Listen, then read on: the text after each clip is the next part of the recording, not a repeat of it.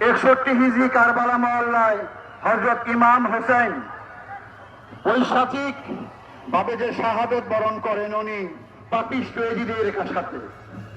এই এজিদ ছিল একটা বড় দলের, 72 জনের ছিল হযরত ইমাম হোসেন, আর এজিদের কাফেলায় ছিল 22,000 লোক। উনি জেনেছিলেন যে আমি হয়তো জাহেরায় মানুষ দেখবে, আমি পরাজয় বরণ করব, কিন্তু বিজয় মাল্য আমারই জুটবে। আজকে থেকে 100 বছর 1400 বছর আগের যে ঘটনা, এজিদ লালতের কথা কেউ মনে করে না, কিন্তু সেই 72 জনের হযরত ইমাম হোসেনের যারা সঙ্গী, তারা চাঁদ উঠলেই প্রত্যেকটা নর নসলে তাদের অন্তরে ইমাম হোসেনের মহব্বত জেগে ওঠে। আমাদের এই ভালোবাসা কেউ জাগরে হয়ে থাকুক।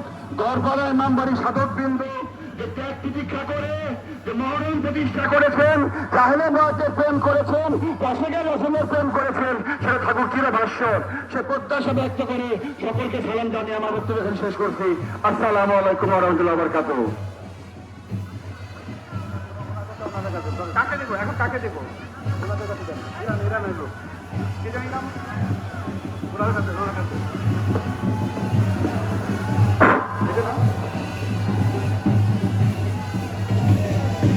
সম্মানিত সুধী, আমাদের মাঝে উপস্থিত আছেন আব্দুল কাদের, রাজনীতিবিদ, শ্রমিক দলের সভাপতি।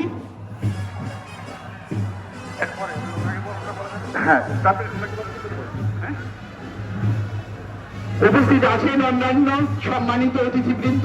সবার নাম আমরা ঘোষণা করতে পারছি না, এজন্য ক্ষমা দৃষ্টিতে দেখবেন। আমাদের এই ইমামবাড়ি দরবার শরীফের এই শোক সভা